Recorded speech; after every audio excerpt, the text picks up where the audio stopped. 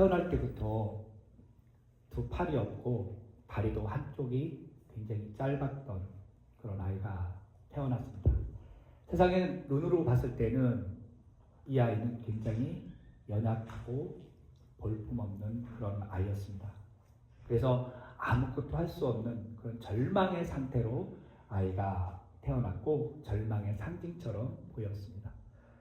이 사람이 스웨덴에서 태어났는데 1968년에 태어났는데 이 사람 이름이 레나 마리아라고 하는 여성분입니다. 이 레나 마리아가 태어났을 때 정상적이지 못하였기 때문에 그 부모가 그거 봤을 때 굉장히 실망하고 슬퍼했을 것 같은데 그분들의 고백은 그렇습니다. 이 아이는 하나님이 우리에게 주신 선물이다. 그래서 그 아이를 믿음으로 기도하면서 잘 양육했습니다. 레나는 자라면서 신체적으로 부족했고 불행했던 것 같았지만 그 불행을 하나님이 주시는 특별한 디자인으로 생각을 하고 그렇게 살았습니다. 발가락으로 손이 없었기 때문에 발가락으로 요리를 하고 발가락으로 그림을 그리고 그리고 부모는 그 아이에게 수영을 가르쳤습니다.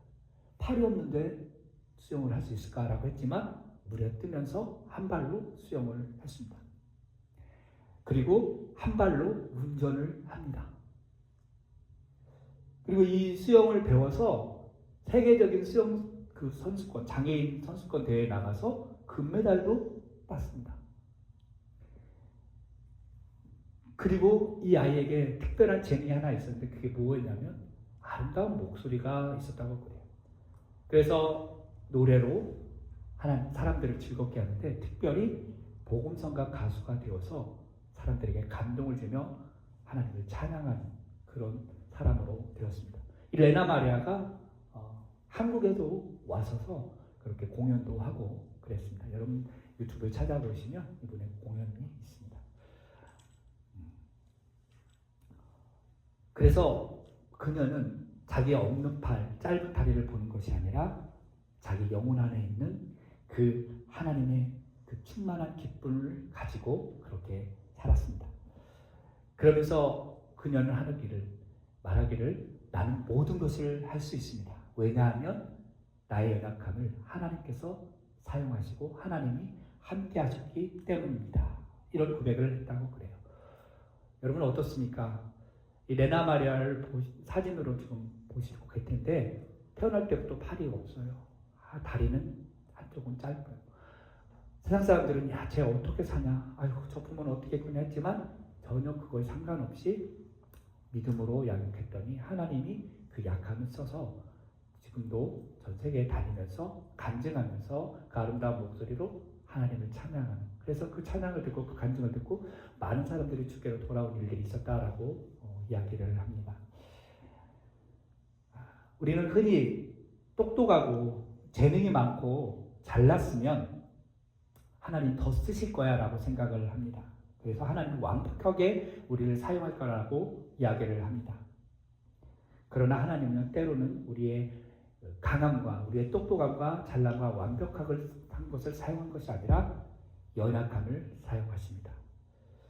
그래서 저는 오늘 본문 말씀 사사기 3장 12절에서 31절 본문 가지고 연약해도 쓰임 받습니다라는 제목으로 하나님 말씀 전하려고 합니다.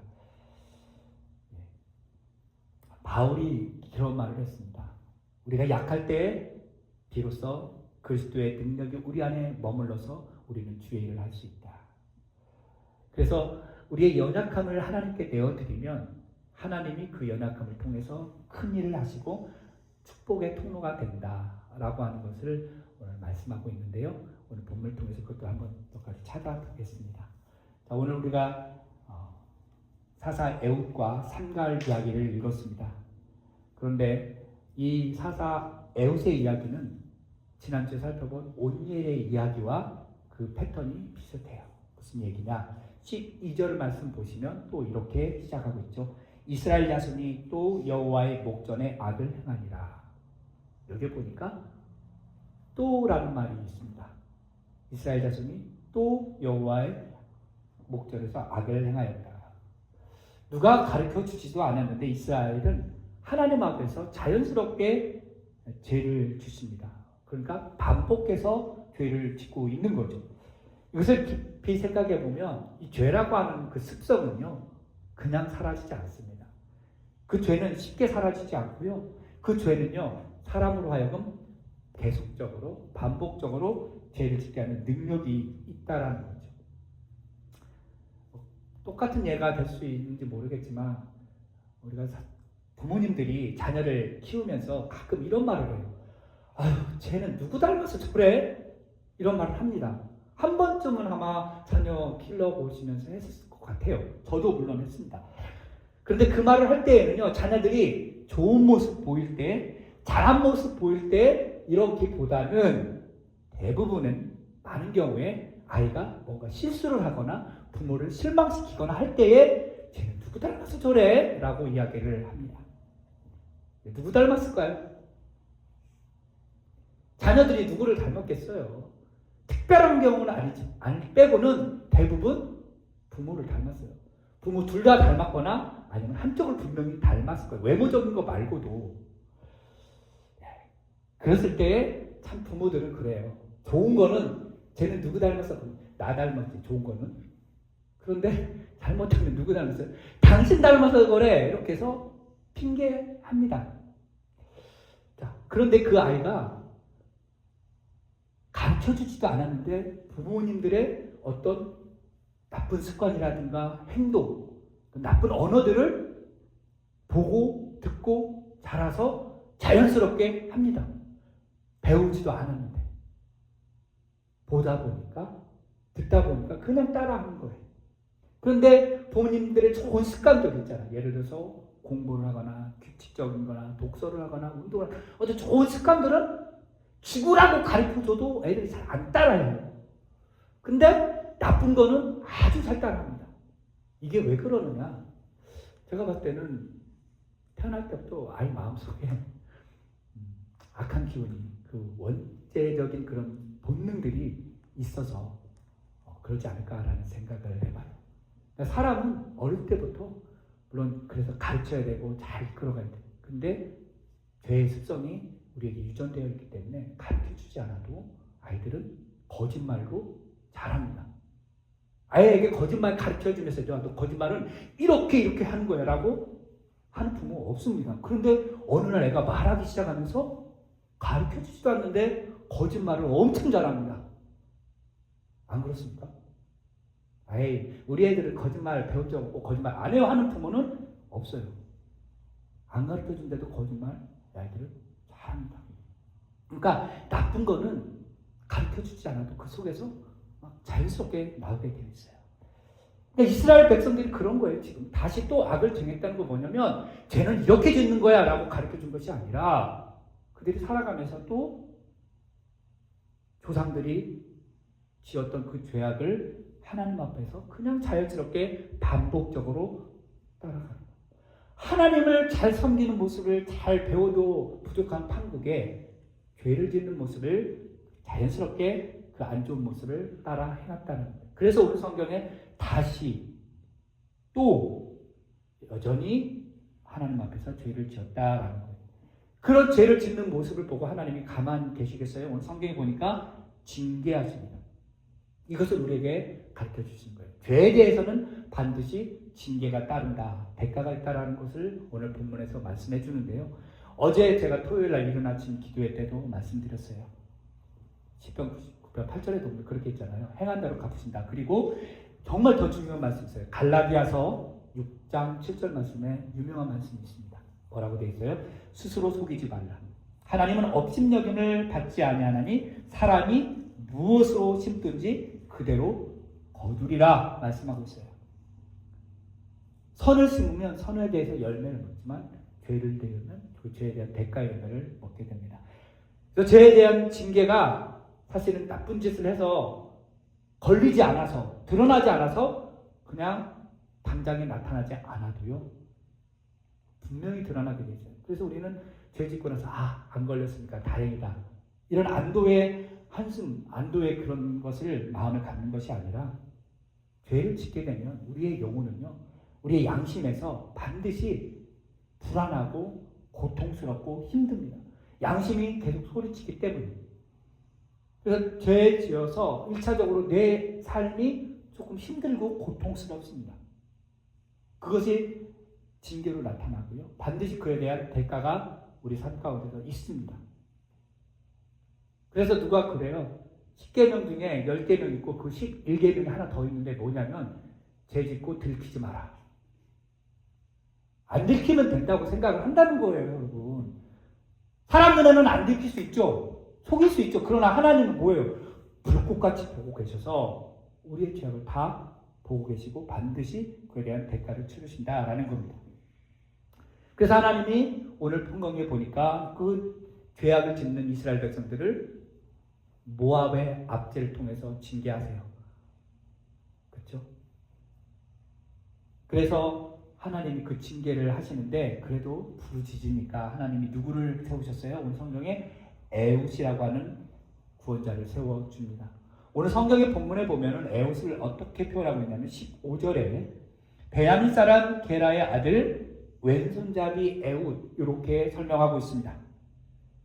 왼손잡이라는 말은 사실은 오른손을 못 쓰는 사람, 원어적 표현으로 보면 오른손이 장애가 있는 건지 아니면 오른손이 좀 불편한 건지 아니면 원래 태어날 때부터 왼손이 그냥 쓰게 되는지 정확히 모르지만 원어적으로는 오른손을 못 쓰는 사람 이렇게 되어 있습니다. 그러니까 왼손을 잘 쓰고 있는 사람 이렇게 되어 있어요. 그러니까 당시에 사실은 이스라엘 사람들 그 문화 속에는요 왼손잡이는 부정적이었다라는 거예요. 그래서 왼손잡이는 대체적으로 이스라엘의 어떤 리더가 될 수 없다라고 생각했어요. 오른손이 바른 손. 우리 한국도 그렇잖아요. 오른손은 무슨 손? 바른 손. 왼손은 잘못된 손? 아니잖아요. 한국 개념도 그래요. 여러분 어렸을 때 보시면 저는 지금도 좀 이해가 안 가는데 아이가 왼손으로 밥을 먹으면 할아버지 할머니 특히 손을 탁 치면서 지금 뭐 하는 거니? 오른손으로 밥 먹어. 아니 오른손으로 먹던 왼손으로 무슨 상관이야? 근데 자꾸 이렇게 그렇죠? 왜 그럴까요? 문화가 그래요. 근데 성경을 봐도 하나님이 왼손으로 이스라엘을 구원하였다 그러지 않아요. 성경 계속 보시면 오른손으로 하나님이 그 능하신 손으로 자꾸 오른쪽을 이야기를 하십니다.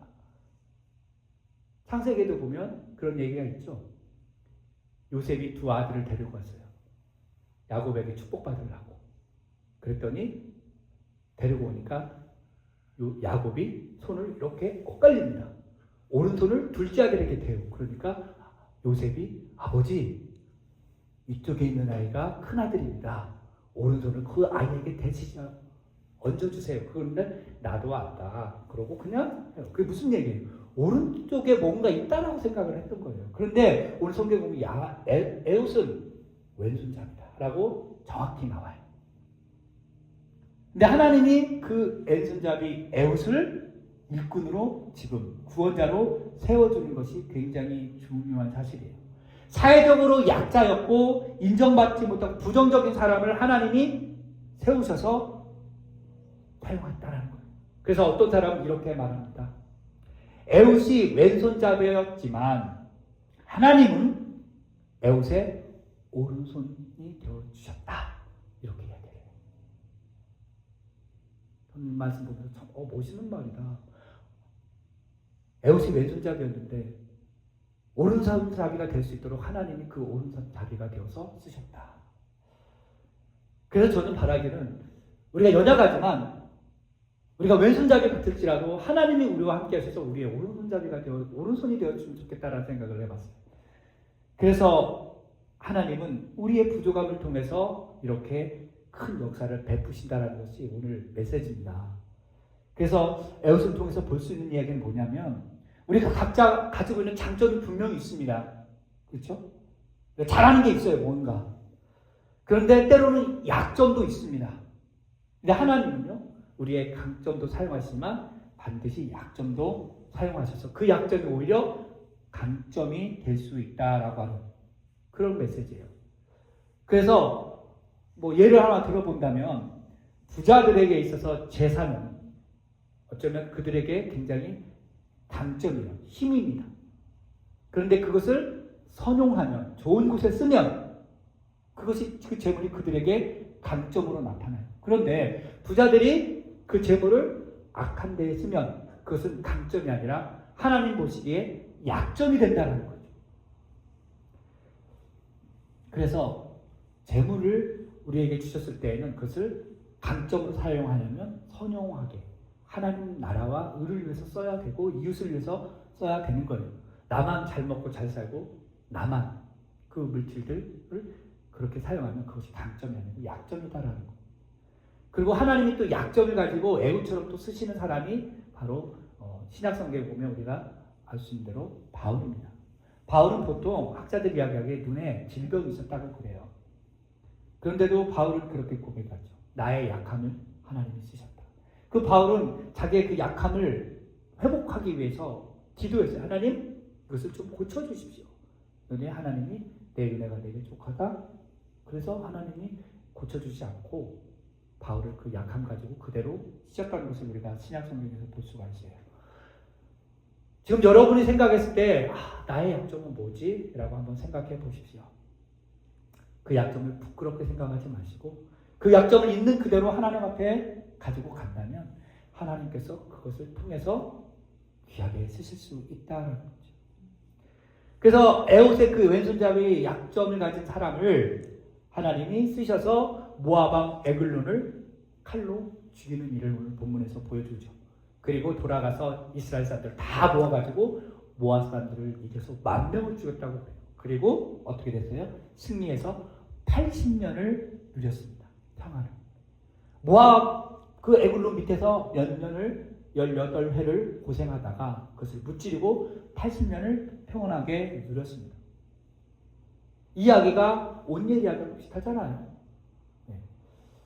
온니엘이 또 이스라엘을 보였을 때 바로 그도 40년 동안 평안이 있었어요. 근데 오늘은 에웃은 80년, 2배 넘게 평안을 이루었어요. 그러니까 그 평안 동안 역시 또 이스라엘은 하나님을 잘 섬겼겠죠.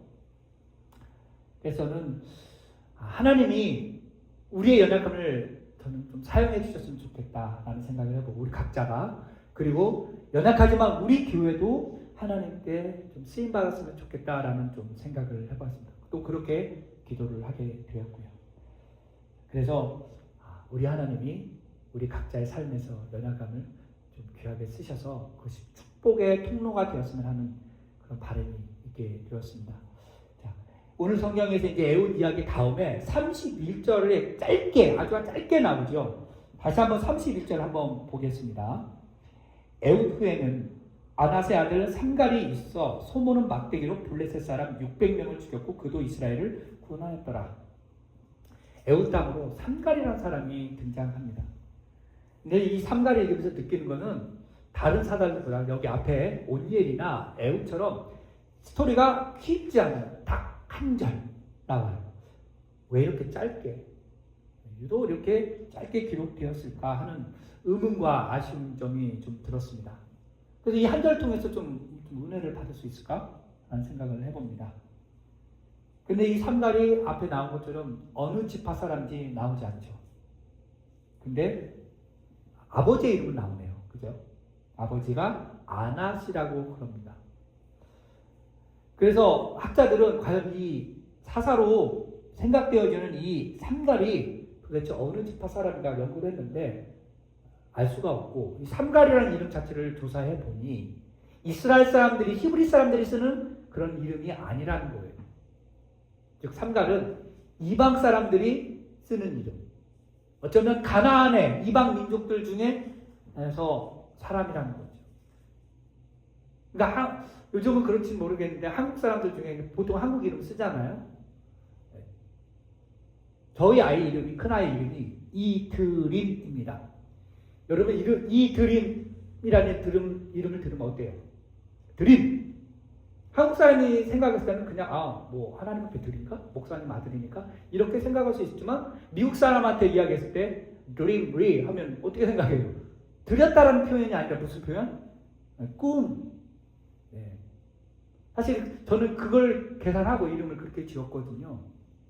그러니까 이름이 예를 들어서 한국 사람 이름인데 이 로버트 이래버리면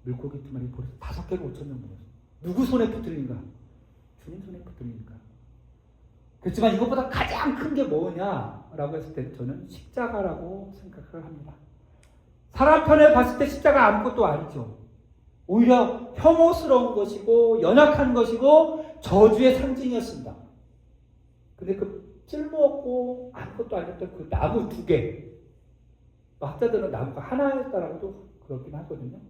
어쨌든 나무 2개 보통에다가 사람을 매달아서 못 박았습니다.